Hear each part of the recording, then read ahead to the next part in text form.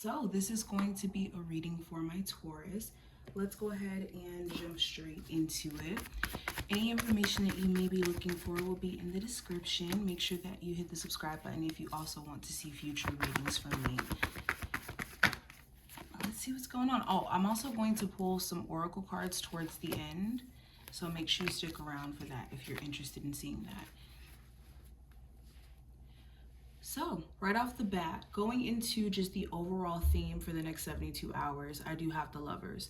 So the Lovers talks about a choice being made. You could be having to choose between staying at the job that you're at now or leaving, staying in the relationship that you're in now, or maybe assessing other options that you have, especially if you are dating casually. And you could have, options, and one option you really enjoy being around and connecting with, maybe not stepping up or doing certain things.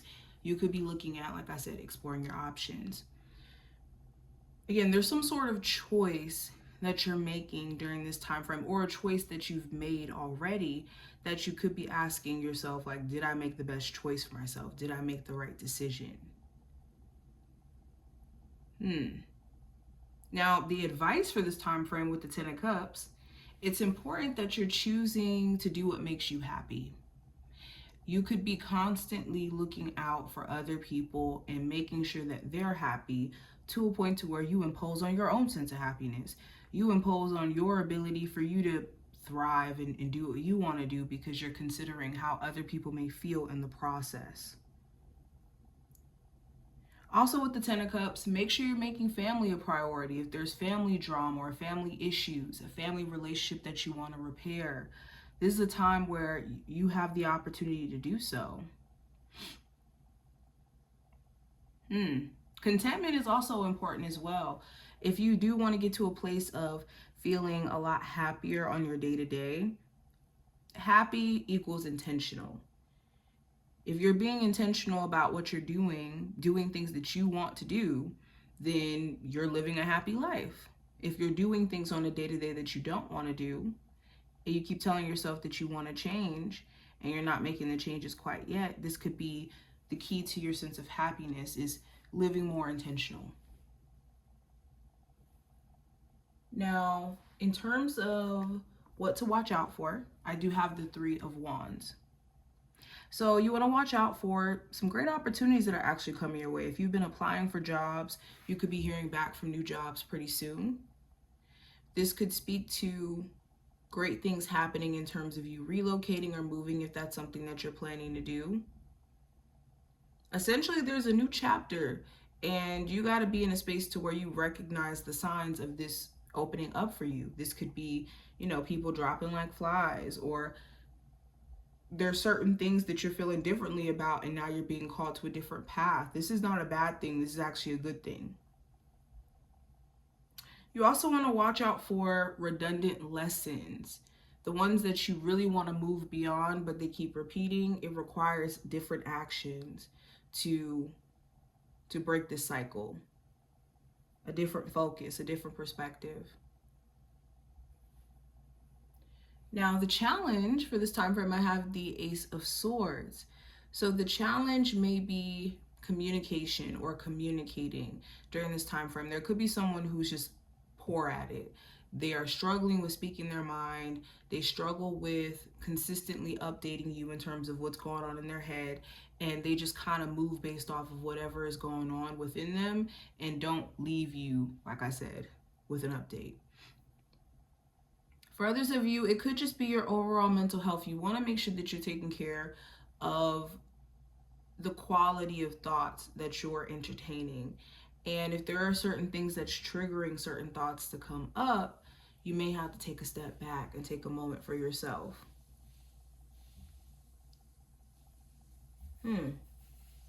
You also could be on a break from someone, and this could be the challenge. I think that's why the Ace of Swords is here, because it does represent communication. So it could be hard to get through to your person or get them on the same page as you mentally, for some of you. There also could be an idea that you have, a great idea that does require some sort of planning, clear planning, or strategy, consistency. And it could be challenging to keep up with this. Now, the message from your spirit guides, I do have the 10 of Pentacles. So the message here is, again, take care of your home front, take care of you. If there has been certain things that have been dragging on for years now, and you're like, I just want to be done with this. Like, I don't want to keep entertaining this. You have the right to do so. And if you're looking for something long term, if you're looking for marriage, if you're looking for something that's going to stand the test of time, it requires you to think for the long term and think for the long haul. And pay attention to what the people that you're dating or the person that you could be dating is doing in the present moment, and whether or not this person is even someone who you could be with for 5, 10, 15, 20, however long years. Now, the outcome for this time frame, I do have the 7 of Cups. So there could be some mixed feelings that you're having to sort through. If not you, this could be someone else that you're dealing with or have around you who could be slightly confused, and it could be leaving you feeling confused.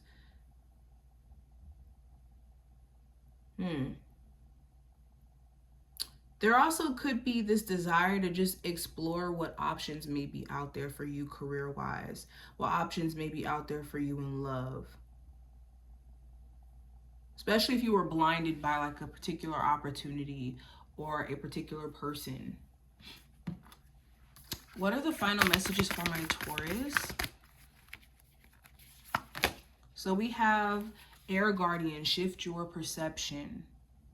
So it's important that you're looking at things from a different angle. If you want to really tackle whatever obstacles or challenges that you're experiencing, you can't meet it with the same perspective that you had when those challenges were created or when those challenges came up.